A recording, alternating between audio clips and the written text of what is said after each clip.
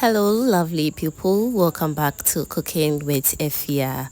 Today we're making something that brings the whole family to the kitchen even before the food is ready. Yes, so we're making rich and flavorful jollof stew. You can serve this with rice, yam, spaghetti, plantain, or anything you like. If you are new to my channel, do subscribe and be part of this amazing family. Thank you so much. So now grab your apron, get your ingredients ready, and let's start cooking.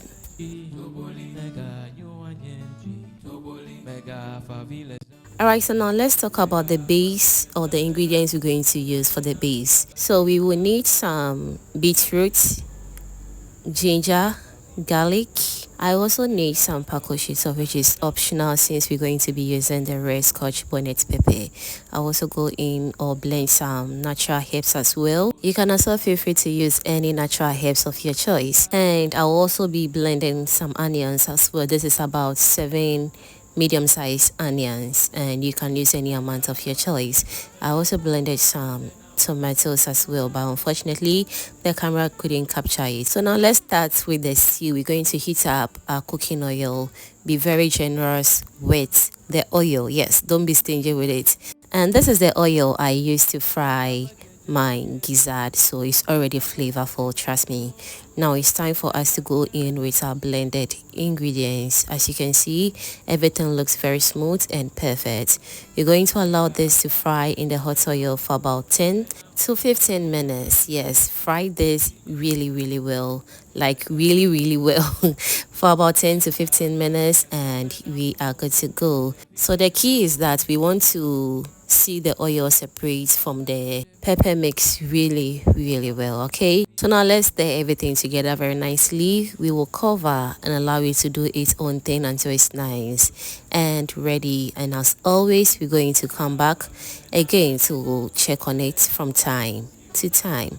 Do this on low medium heat and you're going to get the best results. You don't want to rush in this process at all. Okay, so after about 10 minutes we are back. As you can see, everything is coming together very nicely, and that's what we're looking for. Now we're going to allow it to cook for extra 10 minutes more and it should be ready. Alright, so we are back after extra 10 minutes and this is how it looks like. It looks super good right now. So all that is left is for us to go in with our tomato paste.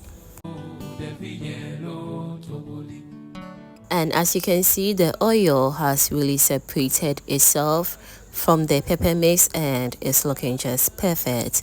Now this is the tomato size that I'll be using. You can also use any size or any brand of your choice. Okay, now let's scoop in a tomato paste into a stew, and once that is done we will proceed to our next stage. And so whilst that is going on, I want to also use this opportunity to thank all my returning subscribers and new foodie members right here. You guys are amazing. Thank you so much for liking my videos, sharing, and also commenting on my videos, fam. I am very grateful. Thank you so much for doing that. I also had to rinse my tin as well because trust me, we are not wasting anything else, and it was not just water but rather meat stock. You can also add a little amount of water to it so that your stew can cook properly. Now let's stir everything together. We're going to cover and allow it to cook once again for about 10 to 15 minutes until it's nice and ready. Kindly check it from time to time because we really want this stew to really come out really nice.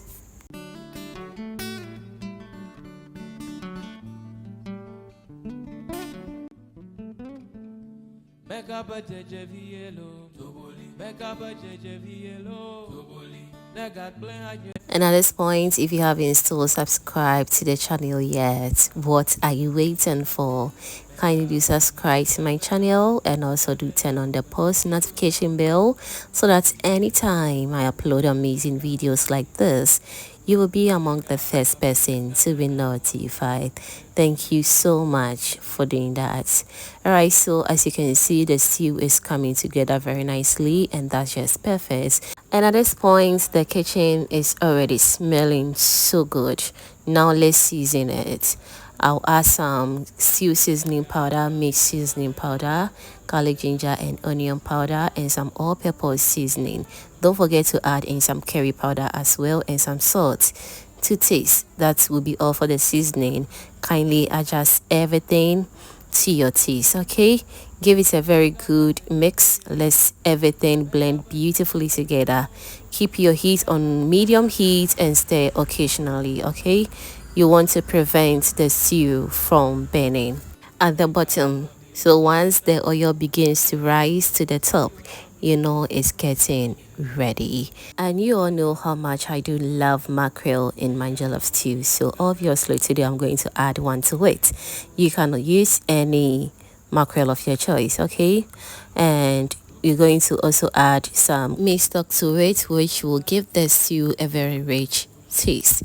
Now stir everything together very nicely and also taste for salt and seasoning. If it's okay, that's just fine, but if it's not, kindly adjust everything to your taste, okay?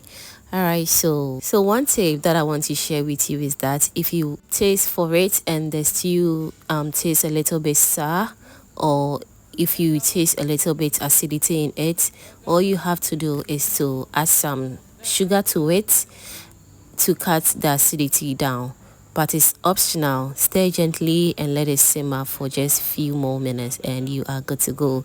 Once your stew is nice and thick, the oil is also floating, that is when you will know that your stew is ready and dusted. Yes, so we're going to allow this to simmer on low medium heat for about 10 to 15 minutes and it should be ready.